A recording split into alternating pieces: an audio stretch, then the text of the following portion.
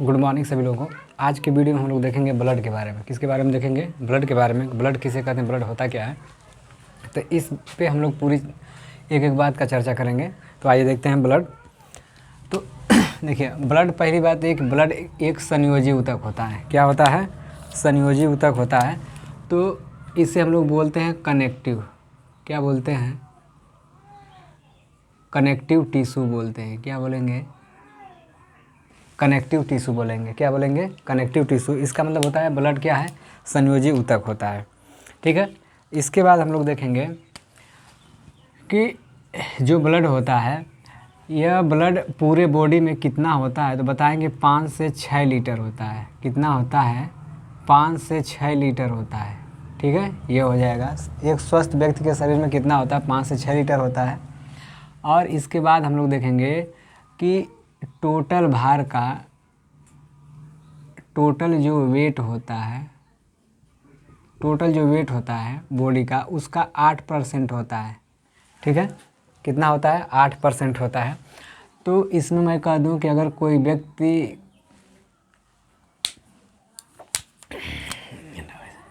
आगे बताएंगे भाई इसको। ठीक है, 8% होता है, बस इतना याद रहे। इसके बाद जो ब्लड होता है, यह किस नेचर का होता है, तो बताएंगे कि यह क्षारीय एल्कैलिन नेचर का होता है। कैसा होता है? एल्कैलिन नेचर का होता है, यानी यह क्षारीय होता है। क्या होता है? क्षारीय होता है। और इसका जो पीएच मान होता है, यह 7.4 होता है। कितना होता है? 7.4 होता है। और जो ब्लड होता है, यह टेस्ट में कैसा होता है, तो टेस्ट में बताएंगे कि यह साल्टी होता है। कैसा होता है? साल्टी, यानी नमकीन होता है। कैसा होता है? नमकीन होता है। ठीक है। इसके बाद ब्लड के केमिकल कंपोजिशन की बात करेंगे कि ब्लड कितने कंपोनेंट से बना होता है, तो सबसे ज़्यादा मायने वह रखता है। ठीक है, तो ये हमारा था ब्लड के बारे में कुछ जानकारी। इसके बारे में एक एक की डिटेल हम देखेंगे। तो जैसे मैं कह दूँ कि ब्लड फर्स्ट ऑफ ऑल ये 2 कंपोनेंट से बना होता है। किससे बना होता है? 2 कंपोनेंट से बना होता है। तो पहला हमारा होगा प्लाज्मा। पहला हमारा क्या होगा? प्लाज्मा। ठीक है, ये हो जाएगा प्लाज्मा। और दूसरा हो जाएगा कार्पूसेल। क्या हो जाएंगे? कार्पूसेल हो जाएगा।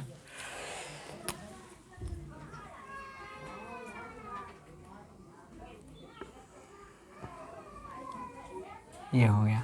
तो पूछा जाता है कि प्लाज्मा कितना होता है, तो प्लाज्मा हमारा होता है 55% और ये होता है 45%।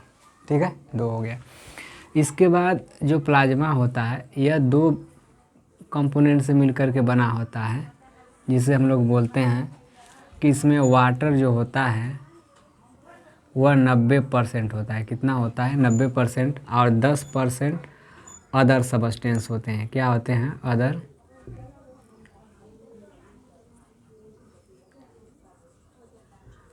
सबस्टेंस होते हैं। ठीक है, ये हो जाएगा। हो गया। अब देखेंगे इसको कार्पोसेल्स में, तो इसमें 3 भाग होते हैं। कितने भाग होते हैं? 3 भाग।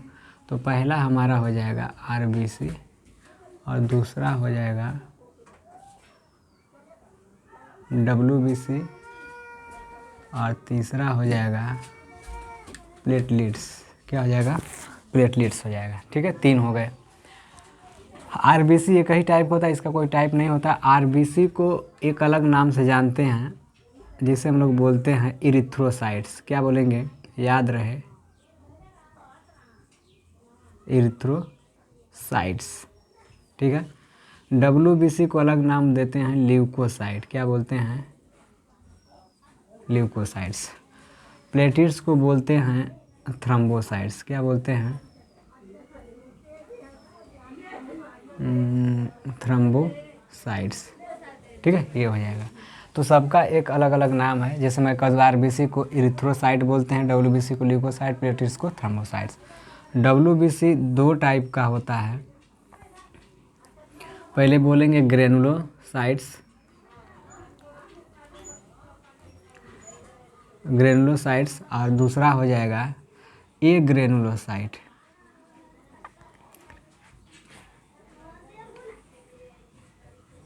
ठीक है। जो ग्रेनुलोसाइट होते हैं यह 3 प्रकार के होते हैं, जैसे मैं कह दूँ इस्नोफिल और दूसरा हो जाएगा बेसोफिल,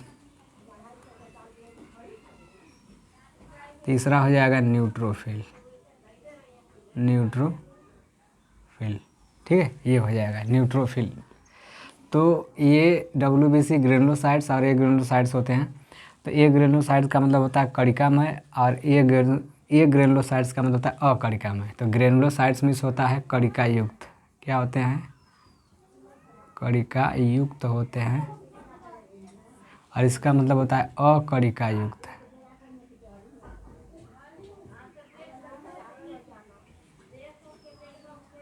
ठीक है, इसमें हो जाएगा 2 टाइप का। कितना हो जाएगा? 2 टाइप का। एक होगा ल्यूकोसाइट, एक हो जाएगा मोनोसाइट्स। कितना हो जाएगा? मोनोसाइट्स। 2 टाइप के हो गए।